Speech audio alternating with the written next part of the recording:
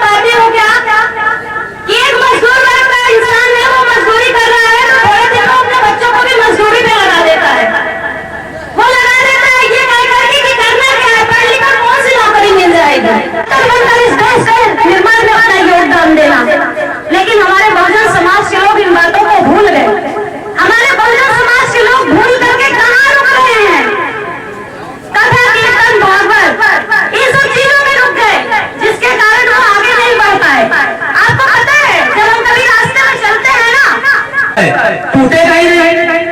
तो राजा ने कहा फिर तो हमें आपको गारंटी देना पड़ेगा। तो पंखा बेचने वाले ने कहा ठीक है, हम अगले हफ्ते इसी गली से आपके ही नगर से आएंगे, तो आप देखिए, आप जो भी गारंटी हो आप हमें दे सकते हैं, ले सकते हैं हमसे। तो राजा ने कहा ठीक है। अब राजा ने पंखा जैसे ही घुमाया ऐसे ऐसे करके, तो पंखा टूट गया। और पंखा बेचने वाले ने 100 साल की गारंटी दी थी कि पंखा 100 साल चलेगा। अब राजा सोचता है आने दो पंखा वाले को, हम उससे जरूर कारागार में डलवा। किताब की महत्वपूर्ण चीजें मैं आप लोगों को बताना चाहता हूं ताकि आप लोग समझें। और बाबा साहब का जो एक सपना था अपने समाज को बनाने का, उनका कहना था कि शिक्षित हो, संगठित हो, संघर्ष करो। तो इस किताब को हमने आप संगठित हो इस उद्देश्य को लेकर के मैंने लिखा है, क्योंकि जन बहुत साल बाद तो संगठित होना, अभी मैंने बोला कि पहले आप डॉक्टर भीमराव अम्बेडकर जी के चरणों में नमन करते हुए और समय समय पर जन्मे बहुजन समाज के उन सभी महापुरुषों के चरणों में नमन करते हुए और हमारे बीच आए हुए अतिथिगण, विशिष्ट अतिथिगण और यहाँ उपस्थित सभी जन समूह को मेरा जय भीम और नमो बुद्धाय। आज 26 नवंबर के दिन को भारत के प्रणेता, भारतीय संविधान के पिता, सिंबल ऑफ नॉलेज से विख्यात, विश्व के सबसे बड़े लोकतंत्र के लिखित संविधान के प्रारूप समिति के अध्यक्ष, भारत रत्न बाबा साहब डॉक्टर भीमराव अम्बेडकर जी के 125वें जन्म दिवस के शुभ अवसर पर 26 नवंबर के दिन को भारत में संविधान दिवस के रूप में मनाए जाने की घोषणा की गई। तभी से हर भारतवासी आज 26 नवंबर के दिन को अबाध रूप से संविधान दिवस के रूप में मनाते हैं। इसी के उपलक्ष्य पर मैं फिर आप लोगों के समक्ष अपने अंदाज में कुछ शब्द प्रस्तुत करना चाहती हूँ। घर ताजमहल मोहब्बत की निशानी है, घर ताजमहल मोहब्बत की निशानी है, तो 26 नवंबर ये शेर के संघर्ष की कहानी है। बाबा ने आंखें खोली, हर कोई इंसान बन गया। बाबा ने आंखें खोली, हर कोई इंसान बन गया। बाबा ने किताब खोली, हर कोई विद्वान बन गया। बाबा ने कलम खोली,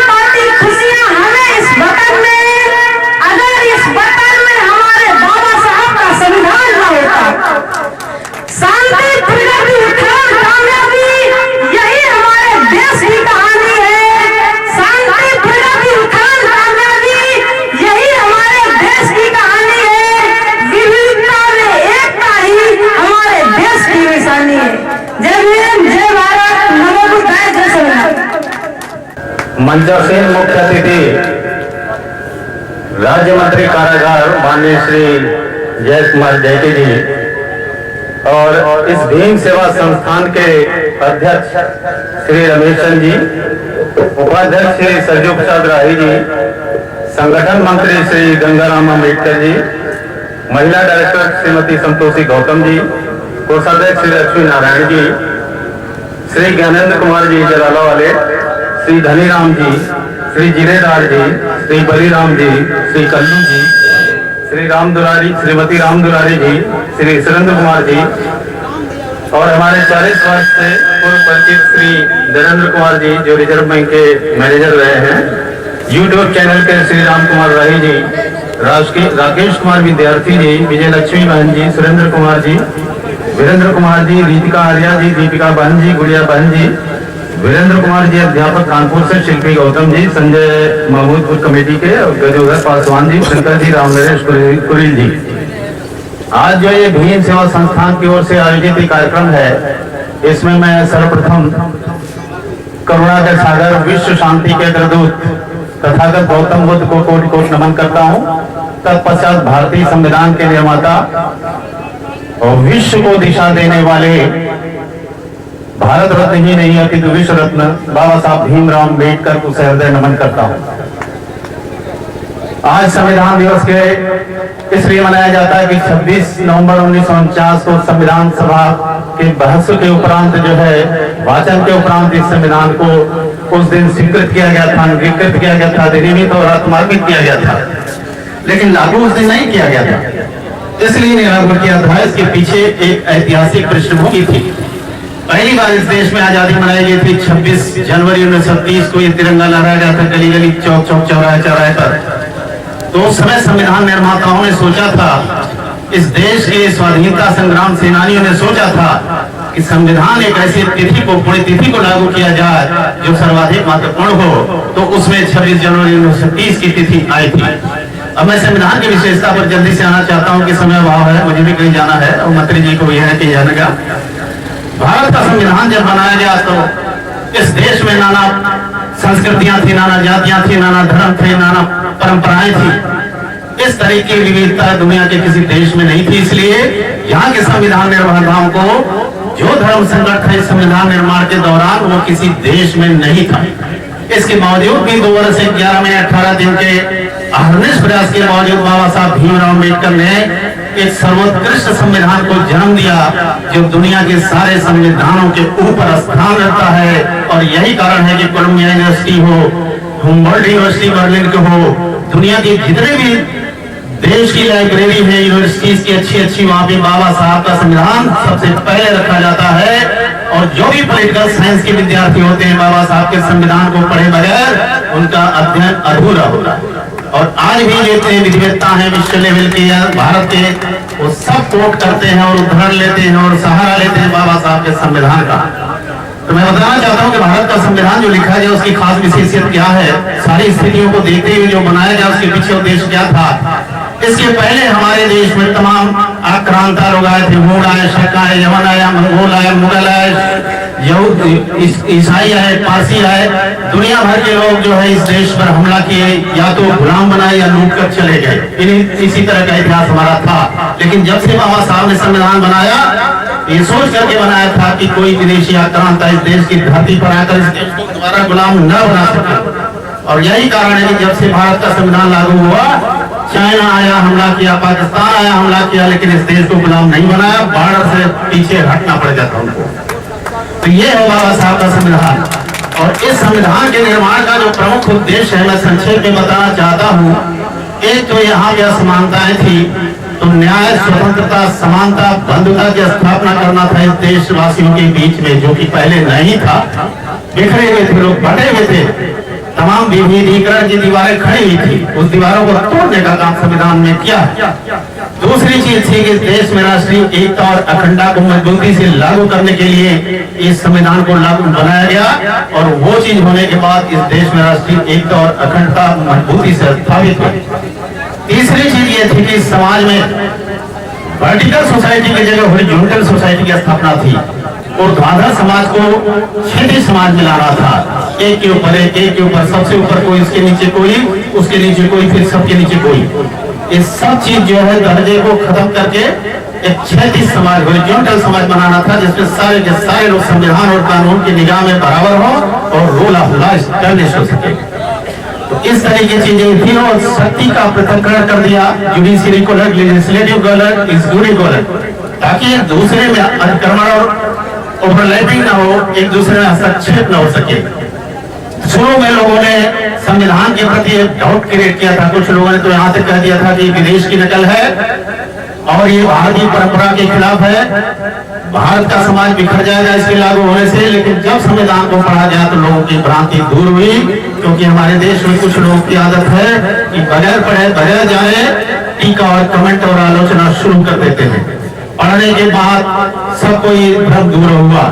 दूसरी बात ये थी कि भारत का संविधान जब बना तो इसको लागू किया गया, लागू करने में ये हालत ये आई कि सही तरीके से पूरी तरह अभी भी लागू नहीं करा रहा है, ये आप भी जानते हैं, हम भी जानते हैं। इसको जिस दिन लागू कर दिया जाएगा तो भारत विश्व गुरु बन जाएगा, इसको कोई रोक नहीं सकता है। और जिस दिन पूरी तरह संविधान लागू हो जाएगा, इस देश से गरीबी अमीरी का भेद मिट जाएगा। बाबा साहब ने संविधान बनाते समय कहा था, संविधान की सफलता, लोकतंत्र की सफलता 7 स्तंभों पर टिकेगी। जिस दिन ये स्तंभ मजबूती से खड़े हो जाएंगे, इस देश के अंदर का कल्प हो जाएगा, इस देश का नवनिर्माण हो जाएगा। जिसमें पहला स्तंभ था आर्थिक विषमता न हो, आर्थिक समानता होनी चाहिए। लेकिन आज क्या है, 1% से भी कम लोग आधी संपत्ति के मालिक है और 99.something% में बाकी आधे लोग हैं। दूसरी तरफ सामाजिक समता होनी चाहिए, सामाजिक विषमता खत्म करनी चाहिए। आज भी समाज में कोई बड़ा है, कोई छोटा है, कोई ऊंच है, कोई नीच है, ये तमाम विभेदीकरण उतना तो नहीं चल रहा है जितना संविधान के पहले था, आज भी है, उसको खत्म और कम करने की जरूरत है। तीसरी स्तंभ उन्होंने कहा था कि चुनाव जो होना चाहिए निष्पक्ष होना चाहिए। उसमें जो है आदमी अपनी मर्जी से वोट दे। आप लोग की हुए बैठे हुए हैं, इसमें कुछ कमजोरियां होगी। मैं या कोई भी जाए दारू दे दे, कंबल देते तो आप लोग वोट दे देते हैं। वोट अपने विचार से देना चाहिए, अच्छा काम दे करके करना चाहिए। अगला चीज ये कि बहुमत कभी भी अल्पमत पर हावी न हो। सबका एक वोट वैल्यू है, 1 वोट पर वैल्यू है, वोटिंग राइट सबको है। इसलिए जो है बहुमत हो या अल्पमत हो, सब कानून के तराजू पर बराबर होने चाहिए। इसकी बात यह है कि बहुदलीय प्रणाली होनी चाहिए। बाबा साहब ने कहा था किसी भी एक दल का राज्य नहीं होना चाहिए, ताकि परिवर्तन भी होता रहे और विरोध भी होना जरूरी है। विपक्ष भी लोकतंत्र की गाड़ी का दूसरा पहिया होता है। वो जब विपक्ष भी बोलता रहेगा तो संविधान चलता रहेगा, लोकतंत्र चलता रहेगा। इस तरीके से स्तंभ जो है, इन सारे स्तंभों पर हम सबको जो है बराबर रूप से ध्यान देने की जरूरत है, तब ये संविधान सफल होगा और इस देश का नवनिर्माण होगा। इन्हीं के साथ मैं 2-3 बातें और करके अपनी बात समाप्त करना चाहूंगा। भारत का संविधान अभी भी पढ़ने की जरूरत है। आप लोग जो संविधान को पढ़ते नहीं, किताब रखते नहीं है, उसको रखना और बार बार पढ़ने की जरूरत है। एक बार पढ़ने से भी नहीं समझ में आएगा। दूसरी चीज ये है, संविधान को सिर्फ पढ़ना नहीं है, उसके हिसाब से हम अपने कार्य और आचरण में भी तब्दीली लाएं। एक नागरिक के नाते हर नागरिक का कर्तव्य होता है। फंडामेंटल ड्यूटी में है हम संविधान को माने, उसको जाने और उसके आदर्शों को हृदयंगम करें, दिन प्रतिदिन के व्यवहार में उसे लाएं, आचरण में लाएं। चाहे हम सरकारी हो, गैर सरकारी हो, IAS IPS ऑफिसर्स को तो इसकी ओट दिलाई जाती है, मंत्रीगण को ओट दिलाई जाती है। आपको ओट जरूर नहीं दिलाई जाती है, लेकिन आपको 100 वोट लेनी चाहिए नागरिक होने के नाते, तब जाकर इस देश में संविधान सही तरीके से अपना मुकम्मल स्थान ग्रहण कर सकता है। इसी के साथ मंत्री जी उत्तर प्रदेश शासन जी, जो अम्बेडकर साहब ने अपने बुद्धि विवेक से इस भारत के संविधान की जो रचना किया था, अब रचना के संविधान दिवस में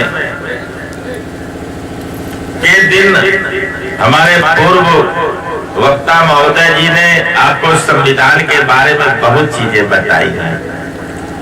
आप संविधान पढ़ेंगे, ये बात सच है कि आपको बहुत बार पढ़ना होगा। तमाम सारे लोग अंबेडकर साहब को बड़ा आदर्श मानते हैं। बहुत देश दुनिया में बहुत लोग हैं, राजनीतिक लोग अपना आइडियल मानते हैं। समस्या जहां पे आके खड़ी होती है वहां ये खड़ी होती है कि हम सब कुछ जानने के बाद भी मानते नहीं हैं। समस्या यहां है। संविधान को हम बहुत मानते हैं, लेकिन अगर जरूरत पड़ जाए तो गड़बड़ करने में चूकते नहीं। कानून सब लोग जानते हैं। अच्छा, कानून से काम करो तो दरोगा की कोई जरूरत पड़े नहीं पड़ेगी। लेकिन अगर गांव में कोई चक्रोड खुलवाना हो तो बिना लेखपाल थाने पे दरोगा के आए बगैर नहीं आएगा। बाबा साहब ने सबको दिया। आप समझो, बाबा साहब के अगर संविधान को एक लाइन में तो मैं ये नहीं कहूंगा, लेकिन आप समझो, आप ऐसे और ऐसे कर लो। बाबा साहब ने हमेशा कोशिश करी है कि ये जो लोग हैं और एक ये लोग हैं, कौन सा दिन आवे कि ये ऐसे हो जाए बराबर। संविधान का जो मूल है, जैसे संविधान में जो आरक्षण का प्राविधान है, संविधान में जो आपका हक है,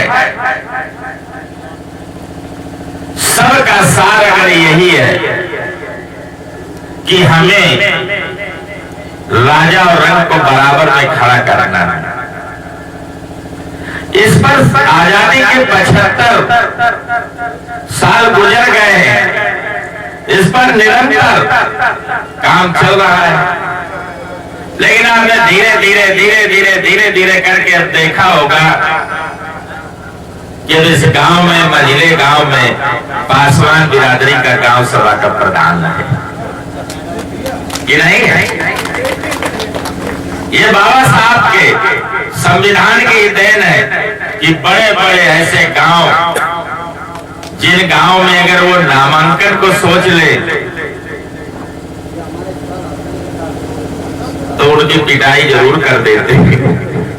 लेकिन ऐसा है, समय है, बदला, पंचायती राज एक्ट लागू हुआ, लोगों को आरक्षण के तहत हक और अधिकार मिले।